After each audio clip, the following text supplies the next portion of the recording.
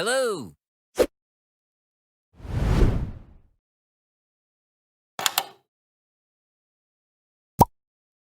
Salam sejahtera kepada semua. Hari ini kita akan membincangkan bab 6 geometri koordinat yang anda sudah belajar semasa di tingkatan 4. Dalam video ini, kita hanya akan fokus pada soalan kertas 1 sahaja. Jika anda ingin belajar tentang soalan kertas 2, anda boleh menonton video yang seterusnya. Soalan-soalan pada hari ini ialah soalan sebenar SPM dan popularitinya sangat tinggi. Kebanyakan subtopik dalam bab ini akan dibincangkan. Jadi, pastikan anda menonton video ini sehingga tamat. Baik, tanpa membuang masa, marilah kita lihat pada soalan 1. Suatu garis lurus melalui A -2, -5 dan B 6, 7. Diberi CH10 terletak di atas garis lurus. Cari nilai H. Pertama sekali, kita perlu melakakan garis lurus yang menyambungkan titik A dan titik B. Akan tetapi, banyak pelajar biasanya tidak ingin melakakan garis lurus ini. Jadi, di sini saya ingin menekankan bahawa langkah melakakan garis lurus ini amat penting kerana kita akan mendapat gambaran yang jelas tentang soalan ini serta dapat membantu kita menyemak jawapan akhir kita. Untuk melakakan garis AB ini, kita perlu membandingkan koordinat X dan koordinat Y mereka. Koordinat X yang kecil bermaksud titik itu terletak di kiri. Sebaliknya, koordinat X yang besar bermaksud titik itu terletak di kanan. Seterusnya, koordinat Y yang kecil bermaksud titik itu terletak di bawah, manakala koordinat Y yang besar bermaksud titik itu terletak di atas. Di sini kita mempunyai koordinat X -2 dan 6. Dan kita faham bahawa -2 adalah kurang daripada 6. Hal ini bermakna titik A ini terletak di kiri, manakala titik B ini terletak di kanan. Boleh?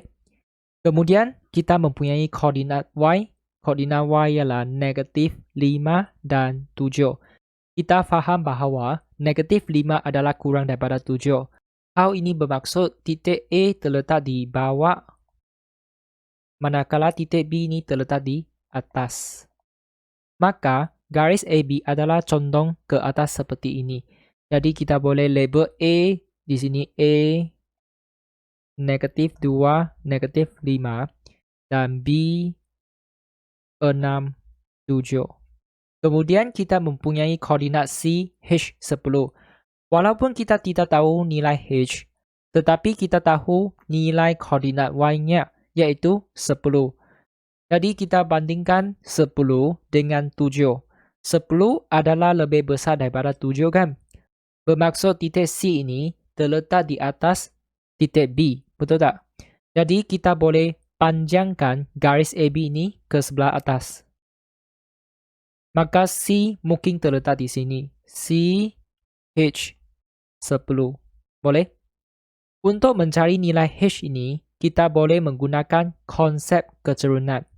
Sedangkan titik A, B dan C terletak di garis lurus yang sama ataupun dikenali sebagai segaris, maka keturunan garis untuk mana-mana pasangan titik adalah sama. Iaitu kita perlu faham MBC sama dengan MAB. M bermaksud keturunan.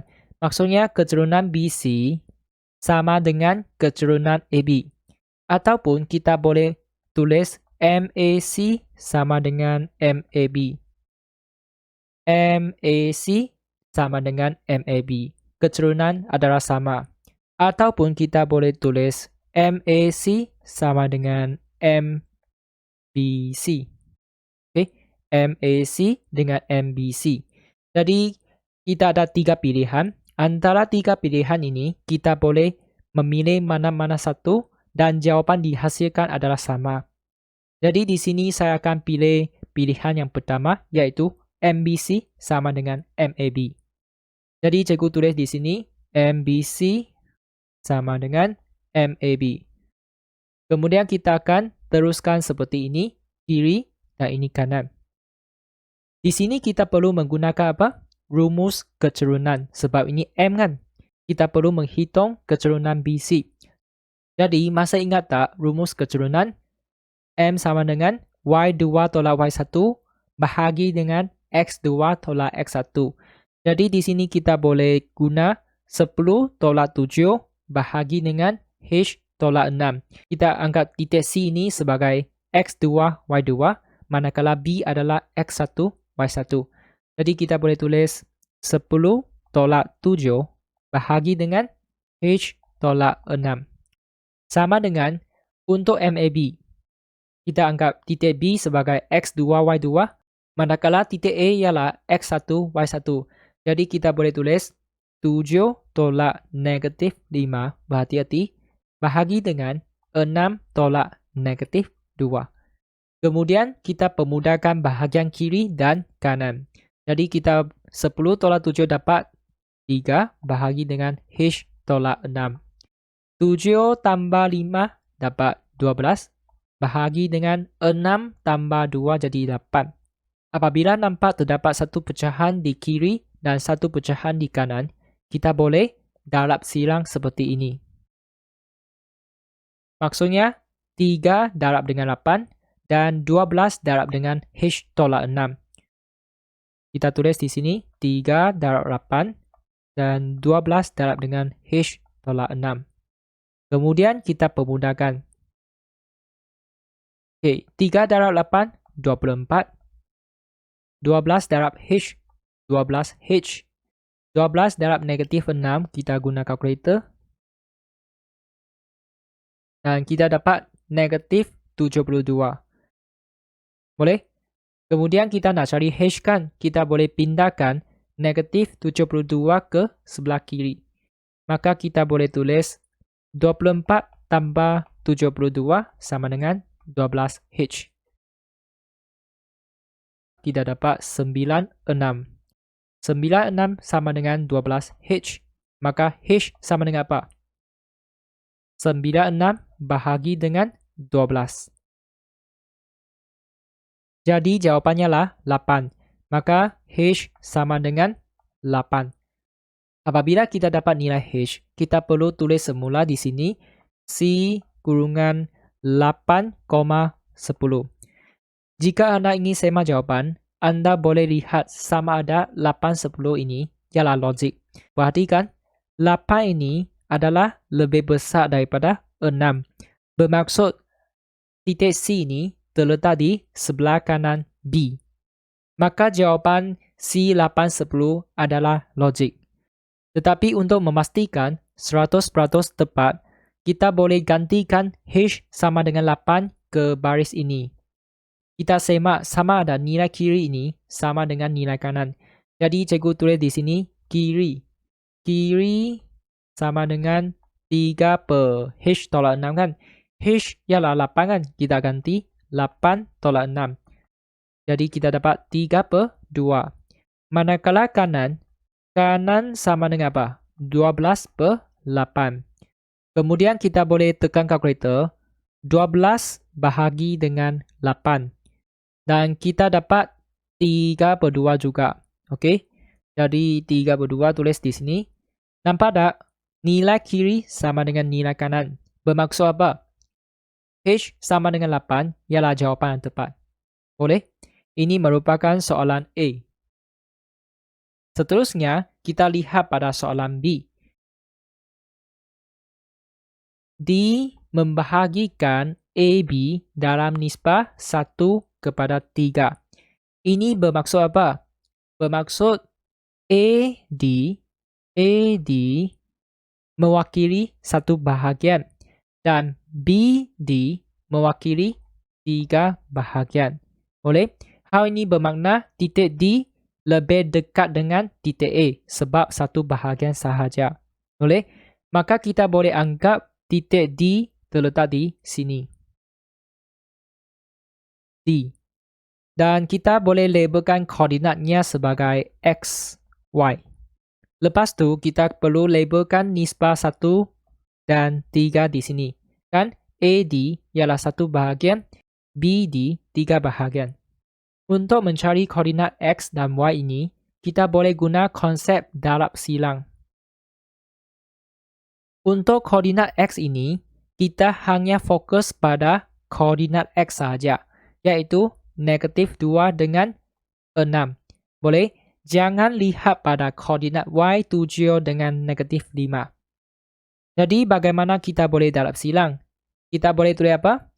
X ini, X sama dengan 1 darab dengan 6 tambah 3 darab negatif 2.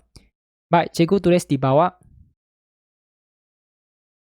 Ini untuk soalan B. Untuk mencari koordinat X, kita boleh tulis 1 darab 6 tambah dengan 3 darab negatif 2.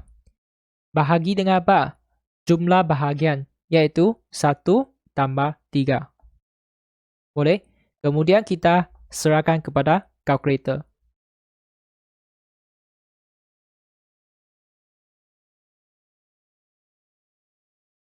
Jadi kita dapat 0.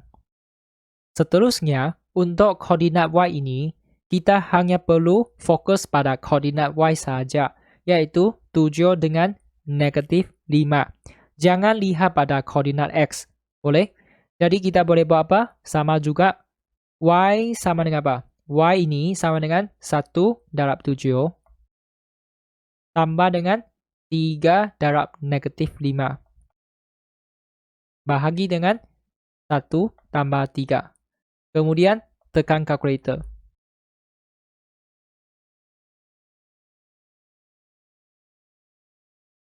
Kita dapat negatif 2. Maka kita boleh tulis apa? Koordinat D kan? D kurungan 0 negatif 2.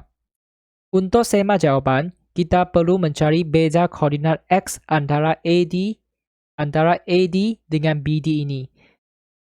Jadi saya gantikan balik 0 negatif 2 ni ke dalam sini. Sekarang D ialah 0 negatif 2 kan? Kita akan cari beza koordinat X 0 dengan negatif 2 serta 6 dengan 0.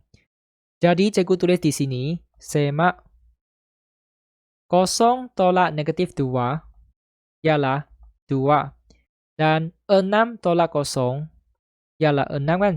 Jadi nisbah ialah apa? 2 bahagi dengan 6. Kita dapat 1 kepada 3. Maksudnya betul lah sebab sini 1 bahagian, sini 3 bahagian. Sama juga, untuk koordinat Y, kita cari beza koordinat, yaitu negatif 2 dengan negatif 5. Cikgu catat di sini, negatif 2 tolak negatif 5 dapat 3. Manakala 7 dengan negatif 2, 7 tolak negatif 2 dapat 9. Maka 3 bahagi 9, kita akan dapat 1 bahagi dengan 3. Boleh? Maksudnya tepatlah 1 dengan 3. Jadi, koordinat D, 0 negatif 2 ni merupakan jawapan yang tepat. Boleh? Jawapan yang tepat. Seterusnya, kita lihat pada soalan 2. Bucu-bucu sebuah segitiga ialah A52, B46 dan C, B negatif 2. Diberi luas segitiga itu ialah 30 unit kuasa 2. Cari nilai-nilai P. Jika nampak perkataan nilai-nilai, ia bermaksud P ini mempunyai lebih daripada satu nilai. Biasanya rujuk kepada 2 nilai lah. Untuk mencari nilai-nilai P, pertama sekali kita perlu terjemah ayat ini kepada bentuk persamaan. Jadi mulai sekarang, nampak perkataan ialah bermaksud sama dengan. Maka kita boleh tulis luas segitiga ABC sama dengan 30. Unit kuasa 2 tak perlu ditulis. Langkah ini merupakan permulaan yang baik. Ia serupa dengan pendahuluan dalam karangan bahasa Melayu. Satu pendahuluan yang baik dalam sesebuah karangan akan memberikan persepsi yang baik kepada pembaca dan seterusnya membaca karangan anda sehingga tamat. Hal ini bermaksud tanpa pendahuluan yang baik, anda tidak dapat menulis karangan yang berkualiti. Sama juga, dalam matematik tambahan ini, luas segitiga ABC sama dengan 30 ialah pendahuluan yang baik. Dan percaya pada saya, dengannya kita dapat mencari nilai P dengan rancangannya. luas segitiga ABC terletak di kiri, manakala 30 terletak di kanan. Kita akan teruskan seperti ini. Teknik ini dipanggil sebagai teruskan masing-masing kiri dan kanan. Dengan teknik ini, banyak soalan dapat diselesaikan. Untuk sebelah kiri, tanya pada diri, apakah rumus untuk luas segitiga ABC? Kita tahu rumusnya ialah 1/2 modulus. Kita akan tulis setiap koordinat ini dalam bentuk lajur. Maksudnya 5 tulis di atas, 2 ini tulis di bawah. Boleh? X di atas, Y di bawah. Kemudian salin 4, 6 dan P negatif 2. Selepas itu, pastikan koordinat lajur terakhir ini disalin semula daripada koordinat lajur pertama, iaitu kita tulis 5, 2 di sini. Boleh? Tutup modulus sama dengan 30. Selepas itu, kita nak cari nilai P kan? Kita boleh buat apa? Pindahkan 1/2 ini ke sebelah kanan. Bermaksud 30 bahagi dengan 1/2. Betul? Jadi kita dapat 60. Okey? 60 di sebelah kanan. Dan ini kita salin semula. 5, 2, 4, 6. P negatif 2. 5, 2. Tutup modulus. Selepas itu, kita perlu darabkan setiap pasangan ini. Iaitu 5 dengan 6. 4 dengan negatif 2. P dengan 2. Selepas darab, kita jumlahkan mereka. Boleh? Dan kemudian tolak dengan apa? Tolak dengan 2 darab 4. 6 darab P. Negatif 2 darab dengan 5. Ingat, kita mestilah mulakan dengan anak panah ke bawah. Lepas tu baru anak panah ke atas. Jadi kita boleh tulis apa? Kita boleh tulis modulus kurungan besar seperti ini. 5 darab 6 tambah 4 kurungan negatif 2 tambah P kurungan 2. Tutup kurungan ini. Tolak dengan apa? Anak panah hijau ini. 2 darab 4 tambah dengan 6 darab P tambah dengan negatif 2 darab 5. Tutup kurungan dan tutup modulus sama dengan 60. Selepas itu, kita permudahkan sebutan dalam modulus ini. Kita boleh tekan kalkulator. 5 darab 6 kan? 5 darab 6 tambah apa? 4 darab negatif 2. Kita dapat 22. 22 tambah 2P. 22 tambah 2P. Tutup kurungan. Tolak dengan apa? 2 kurungan 4 tambah dengan negatif 2 darab dengan 5. Negatif 2 tambah 6P sama dengan 60. Kemudian kita boleh hapuskan tanda kurung ini, iaitu 22 tambah 2P. Negatif dapat positif kan? Positif 2. Negatif positif dapat negatif 6P. Tutup modulus sama dengan 60. Lepas tu, 22 tambah 2 dapat 24. 2P tolak 6P dapat negatif 4P. Modulus sama dengan 60. Dan nombor di dalam modulus ini boleh bernilai positif 60 ataupun negatif 60. Sebab modulus positif 60 akan dapat 60. Modulus negatif 60 akan dapat 60 juga. Jadi kita boleh buat apa? Kita boleh tulis 24 tolak 4P sama dengan positif atau negatif 60. Kemudian kita boleh asingkan kepada dua bahagian, iaitu 24 tolak 4P sama dengan apa? Positif 60 ataupun 24 tolak 4P sama dengan negatif 60. Kemudian kita selesaikan seperti biasa, pindahkan 24 ke sebelah kanan. Kita akan dapat negatif 4P sama dengan 60 tolak 24 sama dengan 36. Dan akhir sekali P sama dengan apa? 36 bahagi dengan negatif 4. Jawapannya lah negatif 9. Ini merupakan nilai pi yang pertama. Dan sini sama juga kita boleh pindahkan 24 ke sebelah kanan. Kita dapat negatif 4pi sama dengan apa? Negatif 60 tolak dengan 24. Dapat negatif 84. Kemudian pi sama dengan apa? Ini bahagi dengan negatif 4. Kita dapat 21. Maka nilai-nilai pi sudah berjaya dicari, yaitu negatif 9 ataupun 21. Seterusnya, kita lihat pada soalan 3. Garis lurus y sama dengan negatif 3x tambah 8 adalah selari dengan garis lurus y sama dengan k tambah 2x tambah 7 dengan keadaan k ialah pemarah. Tentukan nilai k. Sekarang kita nak cari nilai k. Soalan ini memerlukan kefahaman tentang konsep selari. Jika dua garis lurus ini adalah selari, maka keturunan mereka adalah sama, yaitu M1 sama dengan M2. Untuk mencari nilai k ini, kita perlu menyatakan keturunan untuk kedua-dua garis ini. Baik, kita salin garis lurus pertama di sini, y sama dengan negatif 3x tambah 8 bersamaan 1. Garis ini telah disusun dalam bentuk y sama dengan mx tambah c. Bermaksud kita boleh terus dapat nilai keturunan, yaitu m1 sama dengan negatif 3. Kemudian kita salin garis lurus yang kedua, yaitu y sama dengan k tambah 2x tambah 7. Perhatikan, garis ini juga disusun dalam bentuk y sama dengan mx tambah c.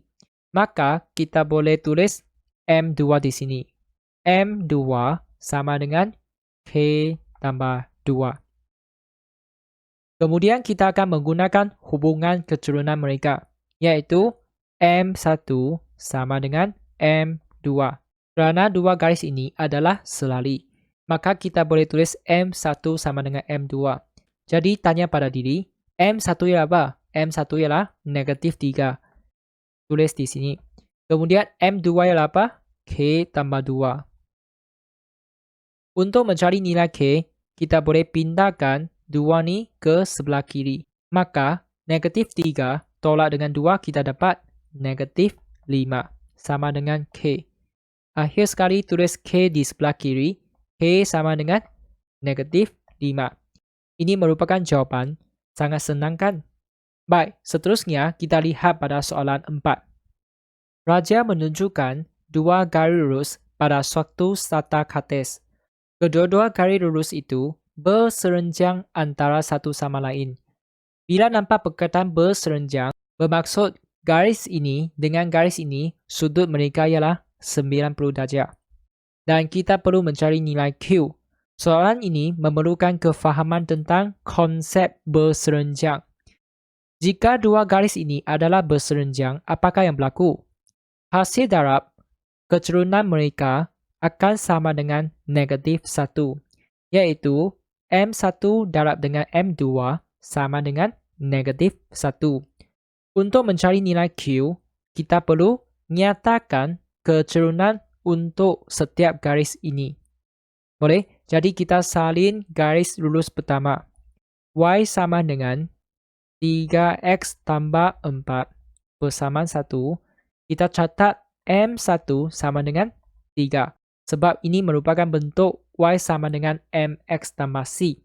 Kemudian kita salin Y sama dengan QX tolak 6. Ini juga dalam bentuk Y sama dengan MX tambah C. Maka M2 sama dengan Q. Sedangkan kita tahu mereka adalah berserenjang, maka kita tulis M1 darab dengan M2 sama dengan negatif 1. Ini merupakan kiri dan negatif 1 terletak di kanan. Jadi kita akan teruskan seperti ini. Tanya diri, M1 ialah apa? M1 ialah 3. Jadi kita tulis 3 darab apa? M2 ialah Q. Tulis Q di sini sama dengan negatif 1. Kemudian Q sama dengan negatif 1/3. Macam ini saja. Baik, untuk soalan B, kita perlu mencari koordinat F. Titik F terletak di sini. Perhatikan titik F ini terletak di garis pertama dan juga terletak di garis yang kedua. Bermaksud F merupakan titik persilangan antara dua garis ini. Jadi, untuk mencari koordinat titik F, iaitu XY, kita sebenarnya boleh menggunakan persamaan serentak. Sebab koordinat X dan Y ini perlu memuaskan persamaan pertama dan juga persamaan yang kedua.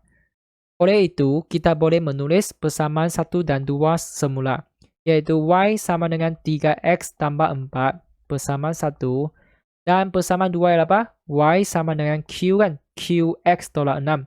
Q kita sudah dapat cari negatif 1/3 X tolak 6. Ini merupakan persamaan yang kedua.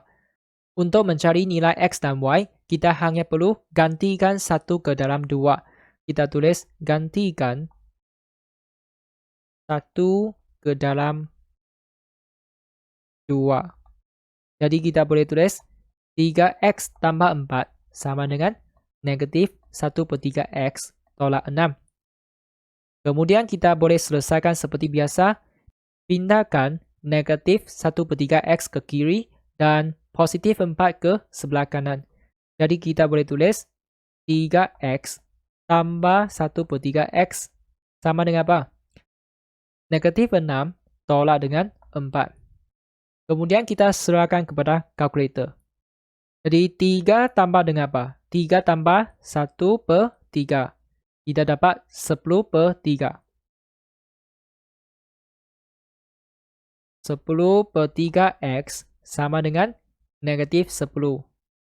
Untuk mencari nilai X ini, kita boleh pindahkan 10/3 ini ke sebelah kanan.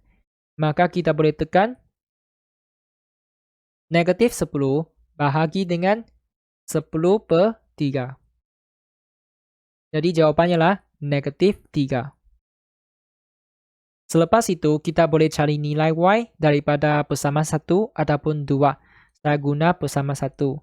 Dari 1, Y sama dengan apa? 3 darab negatif 3 tambah dengan 4. 3 darab negatif 3 tambah dengan 4 sama dengan negatif 5.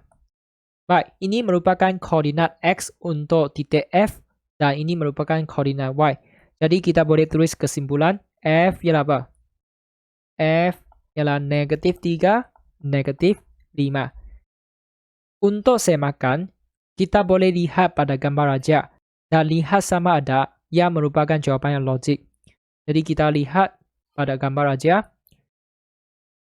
F ini ialah negatif 3, negatif 5 kan? Dan kita perhatikan F ni terletak di sukuan yang ketiga. Pertama, kedua, ketiga, keempat. F terletak di sukuan ketiga. Bermaksud negatif 3, negatif 5 boleh diterima. Dan untuk memastikan koordinat F ni 100% betul, kita boleh gantikannya ke dalam persamaan 1 dan 2. Dan lihat sama ada yang memuaskan kedua-dua persamaan ini. Jika memuaskan, bermaksud ini merupakan jawapan yang tepat. Baik, seterusnya kita lihat pada soalan 5.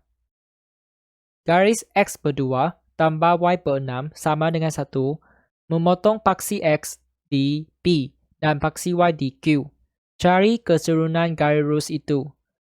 Pertama sekali, kita perlu faham bahawa bentuk persamaan garis lurus ini ialah bentuk pintasan, iaitu X per A tambah Y per B sama dengan 1.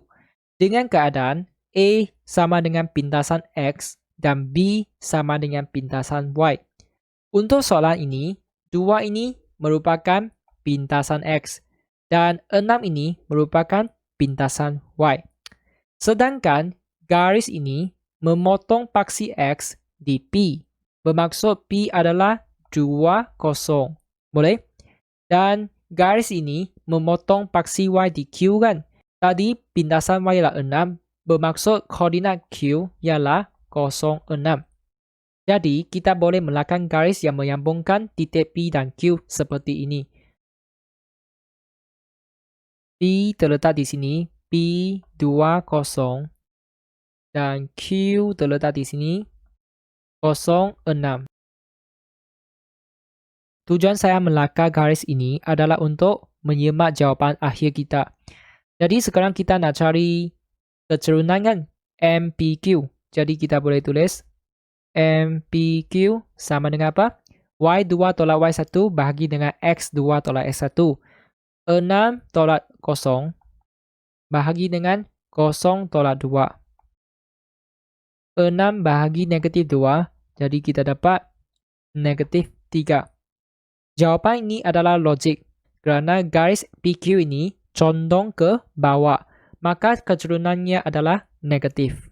Seterusnya, untuk soalan B, kita perlu mencari persamaan pembahagi dua sama serenjang bagi PQ. Apakah yang dimaksudkan oleh pembahagi dua sama serenjang? Ia merupakan satu garis yang memotong PQ kepada dua bahagian yang sama besar serta berserenjang dengan garis PQ. Ini bermakna garis ini mesti melalui titik tengah PQ. Boleh? Kita boleh angkat titik tengah ni sebagai MX, Y.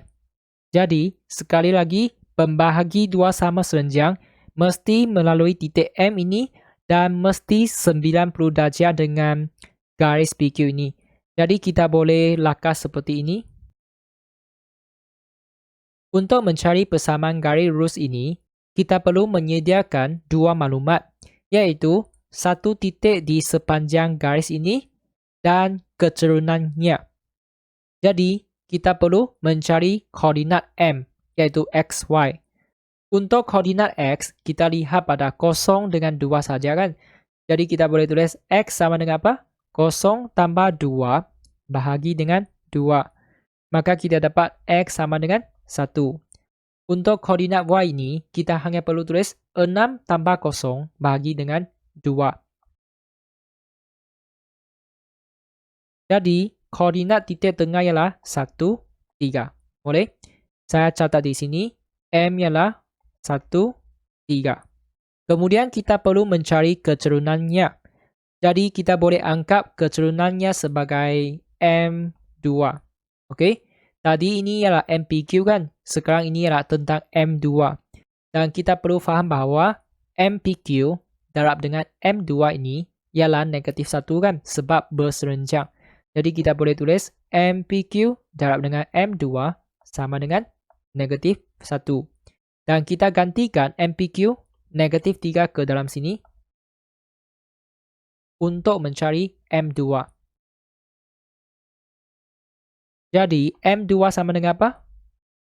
Negatif 1 bahagi dengan negatif 3, iaitu 1/3.